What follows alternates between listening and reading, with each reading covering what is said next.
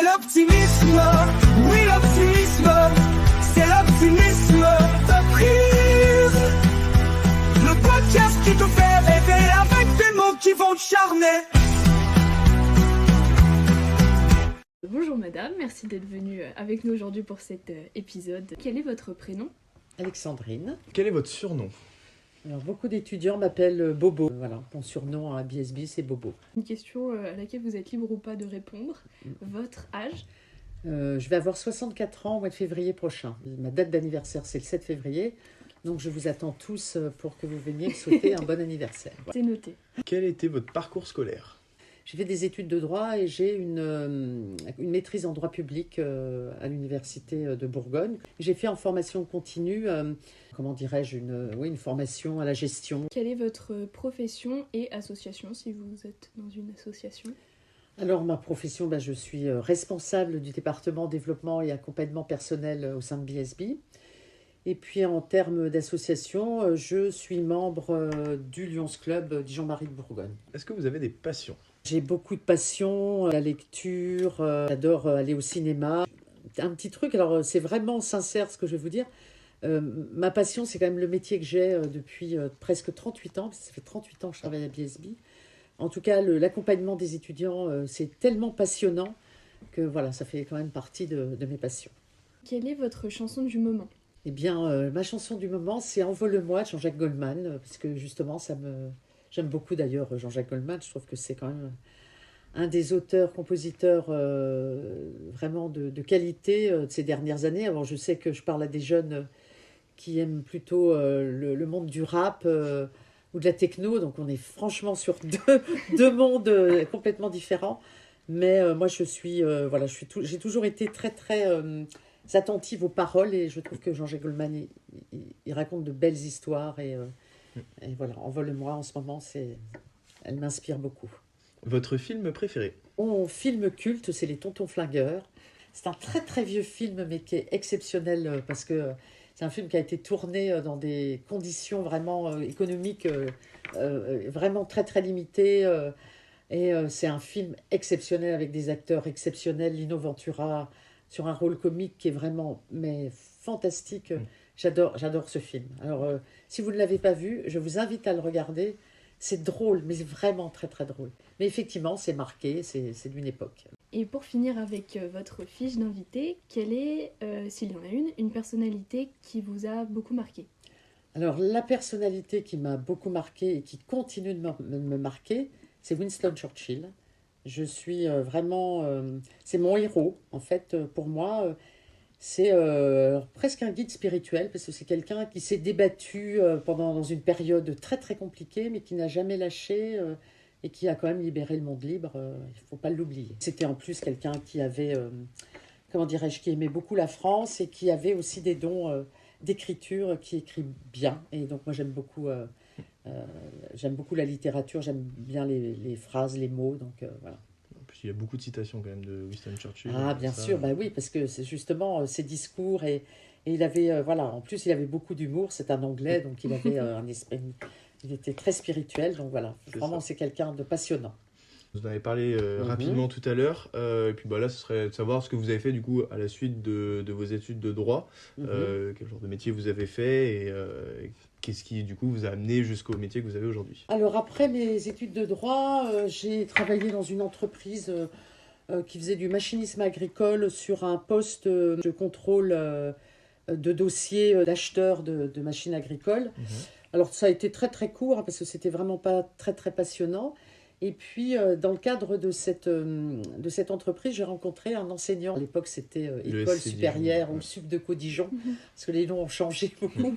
J'ai beaucoup discuté avec cette personne et j'ai intégré l'école pour justement m'occuper de la taxe d'apprentissage, qui est un impôt payé par les entreprises avec tout un environnement juridique derrière. Et puis voilà, ça a été mon premier contact avec l'école. Et puis ensuite, je me suis occupée de formation continue à BSB, à Sup de Dijon. Après, j'ai intégré le service communication, où j'ai été chargée de communication pendant de nombreuses années. J'ai beaucoup appris dans le cadre de cette fonction. Je m'occupais quand même de la vie associative de l'époque parce que justement, d'un point de vue communication, on mettait en avant les événements des associations. Donc là, voilà, c'était un peu informel. Je suivais, j'accompagnais les associations, mais plutôt de manière informelle. Après, je me suis occupée de relations entreprises, de relations diplômées. Et puis, j'ai intégré le département développement et accompagnement personnel il y a une quinzaine d'années en tant que chargée de projet, donc où je m'occupais du... Alors, le module s'appelle Impact aujourd'hui, il s'appelait PAC à l'époque, Pédagogie par l'action citoyenne, de la vie associative. Le responsable du département a quitté ses fonctions et naturellement, on m'a proposé le poste. Et donc, ça fait plus d'une dizaine d'années que j'ai ce poste. Et vraiment, j'ai la sensation que tout ce que j'ai fait avant, même mes études de droit, parce que quand je travaille avec les associations, quand on relit les contrats, etc., mes connaissances juridiques m'aident beaucoup, et surtout pour le conseil aux étudiants. Mais j'ai l'impression qu'effectivement, j'ai fait un chemin pour pouvoir arriver à ce poste aujourd'hui qui me convient parfaitement. Quel était votre lien avec la culture quand vous étiez étudiante ? Toujours aimé lire, j'ai toujours aimé aller... Alors le cinéma, vraiment, quand j'étais étudiante, il y a quelques fois, j'allais autant en cours qu'au cinéma. Peut-être un peu moins les musées, les expositions, mais malgré tout, quand j'allais quand même de temps en temps sur Paris, j'allais voir quand même un peu des expositions, mais c'est surtout la littérature, la musique, bien sûr, la musique et la variété, parce que pour moi c'est un art, la variété, parce qu'on se moque beaucoup de la variété française. On peut prendre un peu de hauteur et se dire que c'est une façon... à une époque, au Moyen-Âge, on avait des troubadours qui chantaient des chansons pour raconter ce qui se passait au niveau du royaume, etc. Aujourd'hui, on a des chanteurs de variété, bon, beaucoup moins aujourd'hui, puisque le monde musical a beaucoup évolué. Mais la variété permet de parler de l'évolution du monde, de ce qui se passe dans le monde, de petites histoires, de grandes histoires. Et puis, bon, comme je vous dis... Winston Churchill, je lis beaucoup dans Dieu sait si la littérature à son sujet est quand même très importante. Donc j'ai énormément de lectures et de lectures à venir sur Winston Churchill. La passion pour Winston Churchill, c'est depuis que vous êtes toute jeune ou... Alors non. Ma fille avait, maintenant elle a 35 ans, ma fille devait avoir une dizaine d'années. On a fait les plages du débarquement. On a visité les plages du débarquement. Et on a commencé par le mémorial de Caen. Alors, je vous invite un jour, si vous avez l'occasion de le faire, parce que c'est très intéressant. C'est un musée qui est vraiment super bien fait, c'est très didactique. Et ça vous permet de comprendre les événements, parce que c'est vrai qu'on se dit, tiens, il y a eu la Deuxième Guerre mondiale, comment c'est venu, on ne sait pas, etc. Là, tout à coup, on comprend que les racines de la Deuxième Guerre mondiale, elles sont assez lointaines. Et donc, on voit le cheminement. Et là, apparaît ce personnage qu'est Winston Churchill. Et là, tout à coup, la façon dont il le présentait, ça m'a intéressée. Je me suis dit, tiens, c'est un homme quand même qui était brillant, qui a une histoire un peu particulière. Donc, je me suis intéressée. Donc, j'ai commencé par lire sa biographie, qui s'appelle Winston Churchill. Et là, j'ai découvert un homme exceptionnel, c'est-à-dire un aventurier. Vraiment un aventurier. Quelqu'un qui a vécu 1000 vies. Et de fil en aiguille, je me suis intéressée à sa vie, à son œuvre, parce qu'effectivement, son œuvre littéraire, et puis à ce qu'il a fait pendant la guerre... Faire un peu d'histoire des idées politiques. En France, on dit souvent que c'est le général de Gaulle qui a sauvé la France. Oui, certainement, il était là. Moi, je pense qu'il a sauvé la France après, mais pas pendant la Deuxième Guerre mondiale. Je continue de penser que c'est Winston Churchill qui a sauvé le monde libre. Oui. Et effectivement, il a donné la possibilité au général de Gaulle d'exister. Et ensuite, le général de Gaulle, il a permis de moderniser la France quand il a pris le pouvoir. Mais... d'entendre dire que c'est le général de Gaulle qui a sauvé la France, souvent je me dis il faudrait que les gens relisent un peu leur histoire. Donc je me permets de temps en temps de ramener les choses et de remettre l'église au milieu du village. On pourrait dire que c'est de Gaulle qui a sauvé la France, mais Churchill qui a sauvé de Gaulle. C'est sûr que s'il n'y avait pas eu Churchill, de toute façon il n'y aurait pas eu de Gaulle, ça c'est clair. Et quand même le débarquement en Normandie, le débarquement en Méditerranée... voilà, ça a été quand même géré par les Britanniques et les Américains, les Alliés. Et les Américains avaient mis très très clairement le général de Gaulle de côté parce qu'ils ne voulaient pas en entendre parler. Et même les Américains auraient souhaité avoir un pouvoir sur la France. Et là, c'est vrai que... Ils aient mainmise dessus. Voilà, et c'est vrai que là, le général de Gaulle, il a dit « Coucou, je suis là ». Voilà, il a peut-être commencé à sauver...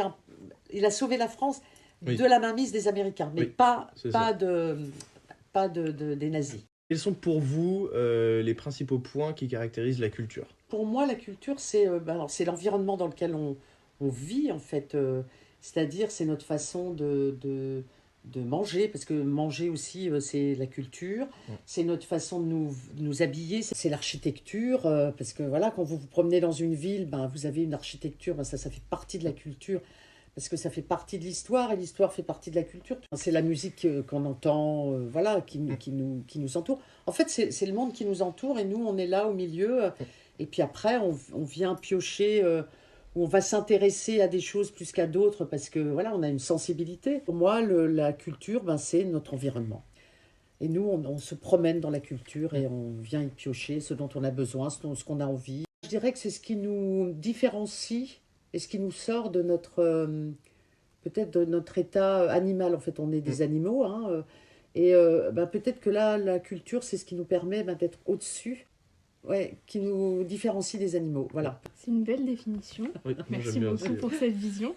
C'est intéressant d'avoir le point de vue de plusieurs personnes là-dessus. Et donc, comme vous avez une vision qui est très globale et haute, on va dire, de la culture, vous pensez que c'est quoi le rôle que jouent les associations dans la promotion de la culture au sein de l'école? Alors moi, je pense qu'au sein de l'école, le rôle des associations, alors il y en a quand même pas mal, parce qu'on peut mettre, bien évidemment, on peut mettre Prisme, on peut mettre le Bureau des Arts, on peut mettre, j'avais pensé à une autre, mais on pourrait presque mettre Melting Pot aussi sur certains aspects par rapport à la culture internationale. Mode et moi aussi. Mode et moi, bien évidemment. Vigno, ben voyez, encore vous êtes là, hein, et pourtant c'est moi qui m'occupe de la vie associative. En fait, c'est pour justement un petit peu sensibiliser les étudiants, faire en sorte qu'ils aillent chercher et qu'ils se rendent compte qu'autour d'eux, il y a tout un tas de choses qu'on peut aller piocher et qui nous font apprécier les choses. Par exemple, Vigno, c'est quand même très intéressant quand ils vous font découvrir un vin, les qualités d'un vin, comment on fait pour reconnaître un vin par rapport à un autre. Ben, ça, c'est des choses vraiment intéressantes, plutôt que de se retrouver à boire un vin comme ça. On vous sert un vin, pof, vous le buvez, et ça n'a aucun intérêt, et ça ne développe pas de curiosité chez vous. La curiosité. Vous voyez, le mot m'est venu, et je pense qu'il faut s'arrêter un peu dessus, parce qu'en fait, les associations de BSB en lien avec la culture permettent de développer la curiosité des étudiants.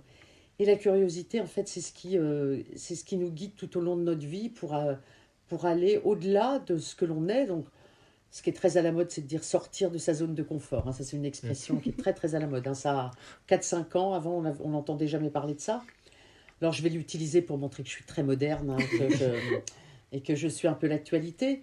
Mais effectivement, ça nous fait sortir un peu de notre quotidien et puis aller nous tester sur des choses et d'autres, et développer après notre goût, et de nous construire petit à petit en se disant, tiens, en fait, j'aime découvrir le vin, donc je vais aller creuser un peu ce côté-là, où j'aime le cinéma, j'ai vu un film, on m'a parlé de ce film, etc. Je vais aller découvrir d'autres films. Voilà. Donc les associations permettent d'entretenir la curiosité des étudiants. Est-ce que vous avez constaté un intérêt croissant du coup, des étudiants dans les associations pour un côté culturel, que ce soit dans le cinéma, la musique ou les podcasts? Bon, après, il y a plein d'autres choses, que ce soit aussi le monde du vin ou de la mode. Comme ça, à brûle-pourpoint, j'aurais tendance à dire que alors, c'est une impression, mais je me trompe vraiment certainement. Donc, je vous le dis quand même parce que ça me passe par la tête. J'ai l'impression que les réseaux sociaux ont quand même... prennent du temps aux étudiants, et la culture, ça prend aussi du temps, c'est-à-dire lire, s'intéresser, discuter, échanger des idées. Bon, ça prend du temps, donc à un moment donné, les journées ont 24 heures, donc c'est pas parce qu'il y a les réseaux sociaux qu'on a rajouté des heures à la journée. Donc la sensation que j'aurais, c'est les étudiants en fait s'intéressent qu'aux réseaux sociaux. Alors bon, je pense que c'est une vision un peu de vieux schnock que je peux avoir de temps en temps, mais j'ai l'âge que j'ai, voilà. Mais en fait, quand je discute, on va gratter aussi, et que je discute avec les étudiants, je m'aperçois en fait que vous avez quand même beaucoup de centres d'intérêt, beaucoup de passion, alors même des fois des choses que moi-même je ne connais pas, mais voilà, ça fait partie de l'évolution du monde. Par contre, ce qui est différent, c'est que c'est beaucoup plus confidentielle que ça n'a pu l'être à une époque, où les étudiants avaient tendance à beaucoup s'exprimer, être plus vivants sur le campus, etc. Alors qu'aujourd'hui, j'aurais tendance à dire que vous avez tendance à vivre vos passions de façon beaucoup plus confidentielle. Donc ça se voit peut-être moins, donc c'est pour ça que ça peut m'amener à dire que les étudiants s'intéressent moins, mais en fait, je ne pense pas que les étudiants s'intéressent moins. Vous gardez plus les choses pour vous. Tout à fait. Et en rapport avec ce que vous venez de dire, vous disiez que les réseaux sociaux pouvaient être un risque. Est-ce que vous pensez que les réseaux sociaux peuvent aussi être un risque pour la culture, pour cette espèce d'uniformisation? Quand on dit par exemple qu'il y a des modes, justement, comme vous disiez, avec sortir de sa bulle, et du coup tout le monde essaye de faire un peu la même chose, de rentrer dans une case qu'on nous offre. Est-ce que vous pensez que c'est un risque ça pour la culture? Alors, moi, je ne suis pas une fan des réseaux sociaux. Alors, autant vous dire que TikTok, alors paraît-il que TikTok, Instagram et tout, c'est très, très à la mode chez les étudiants. Moi, je ne veux pas rentrer là-dedans. Alors, c'est mon analyse, et je me trompe peut-être. Les réseaux sociaux, quand on voit beaucoup les influenceurs qui vont venir vous raconter, vous dire, tiens, faut lire tel truc, faut faire tel truc, etc. Moi, alors là, le truc de l'influenceur, pour moi, j'ai pratiquement lutté toute ma vie pour pas être influencé, pour pas être sous le joug de quelqu'un et de garder une espèce de liberté. Et là, quand j'entends parler des influenceurs, c'est un truc que je ne comprends pas. Voilà. Il semblerait que ce soit un métier qui soit très, très à la mode chez les jeunes et qu'il y ait beaucoup de jeunes qui veulent être influenceurs. Bon, là, vraiment, je me dis, qu'est-ce que c'est que cette mode? Donc moi, j'ai peur que les réseaux sociaux, en fait, fassent circuler une culture qui est la culture que tout le monde doit avoir et ne laisse pas la liberté à chacun de construire son propre bloc ou cursus de culture, on pourrait appeler ça comme ça. Mais peut-être que je me trompe parce que, comme je vous l'ai dit, moi, le seul réseau social dans lequel je suis, c'est Facebook. Donc, autant dire que c'est bien marqué avec mon âge.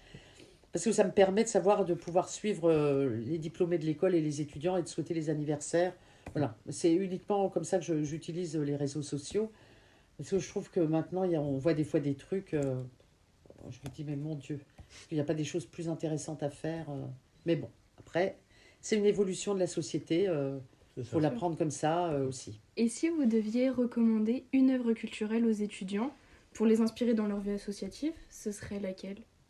Une œuvre culturelle. Ou même une citation, si vous voulez. Oui. Je pense, si vous Attention, le Winston Churchill. Ah, bah oui, bien sûr, bien sûr. On a libéré les anciens bureaux des associations. Il y avait, au sein de la junior entreprise, il y avait un grand bureau. Et il y avait une citation de Winston Churchill. Et je pense que c'est très inspirant parce qu'en fait, ça permet à chacun de suivre son chemin et de ne jamais lâcher. Never give in. Never, never, never. In nothing, great or small, large or petty, never give in except to convictions of honor and good sense. Never yield. Voilà, never give in. Ok. Never, never, never. Vraiment, c'est un souhait que j'ai et parce que c'est comme ça que j'ai construit ma vie. Il faut suivre son chemin et ne pas trop se préoccuper de ce que les autres pensent, disent. Parce que les autres pensent et disent, ils ne vivent pas votre vie. Donc, restez focus sur vos envies, vos choix, ce que vous voulez faire de votre vie et ne lâchez rien et ne cédez jamais rien. Quels sont les défis que vous rencontrez pour soutenir les associations culturelles au sein de l'école? Alors moi, j'en parlerai plus largement des associations en général, parce que voilà, pour moi, le plus gros défi, c'est de mobiliser les étudiants. J'espère, je suis très optimiste de nature, j'espère que là, avec les nouveaux étudiants qui sont arrivés, les bachelors 1, les pré-masters, on va avoir, je dirais, une génération qui est un peu plus impliquée, ou en tout cas qui a envie de s'impliquer. Pour moi, c'est ça le défi, c'est l'implication des étudiants pour faire vivre les associations et s'impliquer dans les associations, mais aussi l'implication et l'engagement des étudiants pour participer aux événements des associations. Aussi, ouais. Je veux dire, c'est un problème, genre, je sais pas, d'engagement ou de volonté de se bouger, alors que j'arrive pas à comprendre. Alors, il y a certainement de bonnes raisons, mais j'arrive pas à comprendre. Et on pourrait peut-être aussi rebondir sur du coup, ce que vous disiez avant, peut-être un problème de réseaux sociaux aussi. Ben voilà. Où derrière, les gens préfèrent rester cloîtrés chez eux et ne pas faire de projet et préfèrent regarder les choses directement à travers un écran. Quoi. Donc, Il se peut que ce soit ça. alors que la vie associative, et après, effectivement, les projets culturels, bien évidemment, ça permet de se connaître, de développer des compétences, de s'enrichir et derrière, donc les étudiants vont se retrouver en situation de recherche de stage ou de premier emploi, d'apporter des choses complémentaires à un diplôme qui, somme toute, est à peu près, voilà, les écoles, dans toutes les écoles, il y a à peu près les mêmes cours, etc. Donc c'est bien l'étudiant, c'est bien la personne qui va faire la différence et le fait de s'engager, de s'intéresser à la culture, etc., ce sont des éléments différenciants pour après, devant un recruteur, dire c'est moi qu'il vous faut, évidemment. C'est ça. Donc vous, de votre point de vue, vous devez vraiment voir les choses avec des vrais chiffres, des vraies valeurs. Vous voyez vraiment qu'il y a une baisse de l'intérêt des étudiants, c'est pas juste une baisse de nombre d'étudiants? Bien évidemment, Une corrélation. il y a moins d'étudiants, s'il y a moins d'étudiants, bien évidemment.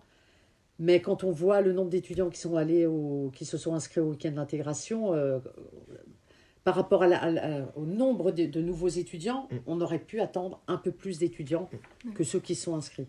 Donc effectivement, il y a certainement un élément en corrélation avec le nombre d'étudiants global, mais c'est aussi un manque d'envie de s'engager des étudiants.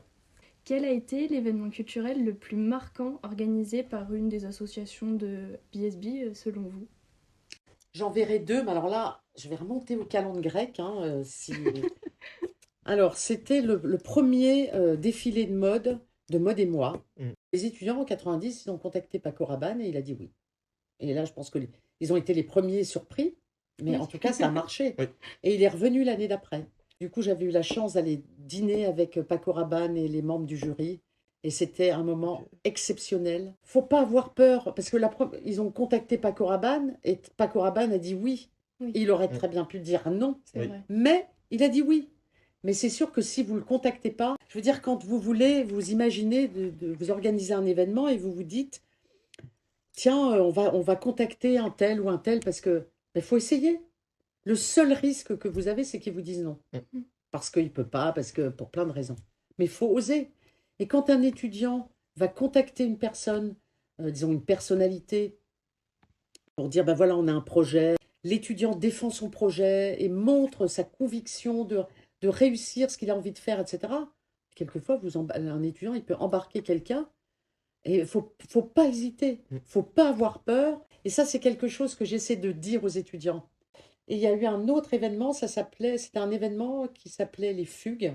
C'était un festival artistique européen étudiant. Donc en fait, les étudiants dijonnais offraient une scène à Dijon à des artistes qui venaient d'écoles et d'universités de toute l'Europe. Et donc ça durait 3 jours. Donc la journée, il y avait des podiums dans Dijon avec ces artistes qui me présentaient leur numéro. Et puis, pendant 2 soirs, il y avait des soirées éliminatoires. Et le samedi soir, il y avait le grand show avec les numéros qui avaient été sélectionnés. Et après, il y avait une remise de prix, avec un jury. Et ça, vraiment, ça faisait vivre la ville. C'est pareil, c'était dans les années 90, 95. Et donc, du coup, il y avait des scènes dans la rue directement pour que les habitants de Dijon puissent profiter de exactement, de tout ça. Voilà. Ok, donc ça, c'est vraiment intéressant. Oui, donc... C'est vrai que ça, on ne le voit pas du tout. Non. Déjà dans notre propre cours. Oui, c'est ça. ça y est quelque chose. Donc, non, voilà, c'était très, très chouette. Voilà. Ça m'a marqué. Alors après, vous allez dire, oui, c'était il y a longtemps. Oui, c'était il y a longtemps, mais le fait de vous en parler aujourd'hui, c'est de vous dire que c'est possible. Donc, il faut être ambitieux et de se dire, oui, on va faire un truc, c'est possible. Alors par contre, qu'on soit bien clair, ça demande du travail. Ah oui, c'est sûr. Et là, si vous aimez, ça ne se fait pas en claquant. Et ça, c'est peut-être la limite que je vois chez les étudiants aujourd'hui. C'est que cette notion d'avoir un projet, d'y travailler, parce que là, les étudiants, vraiment, ils y passaient une année et ça se passait de mandat en mandat, voilà. Et ça demandait un travail de dingue, en fait. Les autorisations et tout. Mais c'est possible si on travaille. Oui. Et ça, dans la vie, c'est valable pour tout. Oui, il n'y a rien sans rien. Exactement. C'est possible à BSB d'avoir des projets ambitieux. Vraiment. Il faut juste du coup y croire et travailler derrière, quoi. Donc, Voilà, puis embarquer une équipe et puis Mm. courageuse, avec voilà, tout le monde travaille dans le même sens. Et c'est pas moi qui me mets en avant plutôt que toi, on travaille tous main dans la main une équipe. et c'est un travail d'équipe pour la réussite d'une équipe. Mais je crois bien qu'on s'approche bientôt de la fin. Il reste une dernière question. Mhm. À vous de voir si vous voulez y répondre ou non. Avez-vous eu des expériences pendant votre vie que vous trouvez compliquées ou difficiles à surmonter? Et du coup, si vous ne souhaitez pas partager ces expériences, est-ce que vous nous donnerez donc la leçon que vous en avez tirée? Alors, ça va pas du tout me déranger d'en parler parce que je trouve que pour moi, c'est une façon aussi de partager avec les étudiants et de dire qu'il faut jamais rien lâcher, il faut y croire. Donc, ma fille, qui est née en 1989, est née avec une maladie qui a développé chez elle un handicap visuel. Elle a un œil aveugle et de l'œil avec lequel elle voit, elle a une très très basse vision. Dans la vie, il y a deux solutions. Soit je me laissais couler en disant voilà, je suis malheureuse, mon Dieu, que la vie est triste, etc. Et du coup, j'entraînais aussi ma fille dans l'histoire et tout. Ou alors, je décidais de me battre. Alors évidemment, j'ai décidé de me battre. Et peut-être qu'il y a un lien avec Winston Churchill après, derrière, qu'on se rend compte peut-être sur ce côté de jamais rien lâcher. Et donc, ma fille, elle a fait des études normales, elle a vécu normalement. Elle est d'ailleurs diplômée de l'école. Elle a fait une classe prépa. Donc, en fait, ce handicap, alors que c'est vrai qu'à l'époque, on me disait toujours, chaque année, quand j'allais l'inscrire à l'école, on me disait, oh là là, parce que je voudrais la mettre dans une éducation spécialisée, etc. Et moi, donc, chaque année, je me battais pour dire, mais non, pas du tout. Alors, on me faisait plus ou moins... On me posait des questions sur le fait pouvait y avoir un handicap intellectuel associé. Je disais, bon, alors là, ça, c'est votre méconnaissance totale du handicap, puisque je ne vois pas pourquoi un handicap sensoriel pourrait être lié à un handicap mental. Mais bon, la folie des gens, ou en tout cas les peurs, parce que je pense que c'est plutôt lié à des peurs, font que les gens, après, pensent n'importe quoi. Donc aujourd'hui, ma fille, elle a construit sa vie. Et d'ailleurs, je vais être grand-mère dans 1 mois et demi. Donc, vous voyez, merci. Donc, le fait de se battre et de ne jamais rien lâcher, d'y croire et de dire à Camille, tu vas y arriver, il n'y a pas de raison que tu n'y arrives pas, ça sera peut-être plus dur pour toi que pour les autres, mais tu vas y arriver. Aujourd'hui, Camille, elle vit sa vie, elle vit son chemin. Donc, la leçon que j'en ai tirée, c'est ça, c'est de ne jamais rien lâcher et d'y croire et de faire confiance quand même à la vie et de se dire, voilà, alors, comme vous le disiez tout à l'heure, à juste titre, on n'a rien sans rien. Et c'est vrai que, alors il y a une maxime, alors c'est pas de Winston Churchill, mais à vaincre sans péril, on triomphe sans gloire. Oui. Pour développer des choses intéressantes et se sentir fier de ce qu'on a réussi, voilà, il faut sortir les tripes et puis il faut y aller. Voilà. Et donc je suis très très fière de ce que j'ai réussi, mais je suis encore beaucoup plus fière de Camille, qui est vraiment ma plus belle réussite. Je pense que c'était une très bonne conversation avec vous. C'était un super moment, merci infiniment. Merci à vous. C'est l'optimisme, oui l'optimisme, c'est l'optimisme de prise. Le podcast qui te fait rêver avec des mots qui vont te charmer.